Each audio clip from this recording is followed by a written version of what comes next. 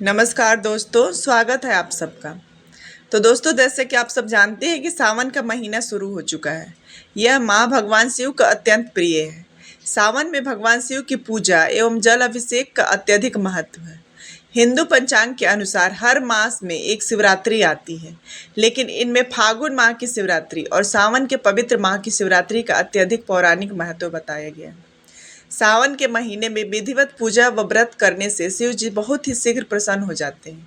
शिव जी की पूजा के लिए सबसे अच्छा व उत्तम समय श्रावण मास यानी कि सावन का महीना है। सावन में शिव के असंख्य भक्त सैकड़ों किलोमीटर की कांवड़ यात्रा करके गंगाजल लाकर शिवरात्रि के दिन गंगा जल से शिवलिंग का जलाभिषेक किए करते हैं। तो चलिए आज के इस वीडियो में हम सावन माह की शिवरात्रि के महत्व एवं इससे जुड़ी पौराणिक कथा के बारे में जानेंगे। सावन शिवरात्रि के दिन शिव की पूजा करने का विशेष महत्व है। ऐसा माना जाता है कि भगवान विष्णु सावन के महीने में योग निद्रा में जाते हैं, तो सृष्टि का संचालन करने के लिए भगवान शिव उत्तरदायित्व संभाल लेते हैं। इसलिए सावन में शिव की पूजा महत्वपूर्ण मानी जाती है। इस दिन भगवान शिव का जलाभिषेक करने से जीवन में सौभाग्य समृद्धि प्राप्त होती है। व्यक्ति की सभी मुश्किलें समाप्त हो जाती हैं। ऐसा मान्यता है कि प्रथम स्थान सरस्वती पूजा अर्चना की है। इस दिन व्रत रखने से, शिवलिंग पर जल चढ़ाने से और शिव की पूजा अर्चना विधि विधान के साथ करने से सभी मनोकामनाएं पूर्ण होती है। भगवान शिव स्वास्थ्य का, सौभाग्य का, सुख शांति का आशीर्वाद देते हैं। कहा जाता है कि इस दिन व्रत रखने से सभी पापों से मुक्ति मिल जाती है और वैवाहिक जीवन की सभी समस्याएं दूर हो जाती हैं। कुंवारी कन्याओं को शिवलिंग पर बेलपत्र चढ़ाने से मनवांछित फल की प्राप्ति होती है। तो आइए हम जानते हैं सावन माह की शिवरात्रि से जुड़ी पौराणिक कथा के बारे में। पुराने समय में चित्रभानु नाम का एक शिकारी था। चित्रभानु साहूकार का कर्जदार था। वह कर्ज में पूरी तरह डूबा हुआ था, परंतु समय पर कर्ज न चुका पाने के कारण साहूकार ने उसे शिव मठ में कैदी बना लिया। जिस दिन उसे बंदी बनाया उस दिन शिवरात्रि थी। शिकारी ने मठ में कैद होने के कारण शिवरात्रि व्रत कथा सुनी। जब शाम हुई तो साहूकार ने उससे कहा कि उसने उस ऋण चुकाने के लिए कुछ और समय की मोहलत दे दी है। वह भूखा था तो वह वहां से निकलकर सबसे पहले शिकार ढूंढने गया। शिकार ढूंढते ढूंढते उसे रात हो गई। वह रात बिताने के लिए एक बेलपत्र के पेड़ के ऊपर चढ़ गया। उस पेड़ के नीचे एक शिवलिंग पत्तों से ढका हुआ था, जिसके बारे में शिकारी को मालूम नहीं था। शिकारी भूखा प्यासा और पेड़ पर चढ़ते हुए कुछ टहनियां टूटकर उस शिवलिंग पर गिर गई, जिससे शिवलिंग पर बेलपत्र भी चढ़ गए। रात के समय एक गर्भवती हिरनी तालाब के पास पानी पीने आई।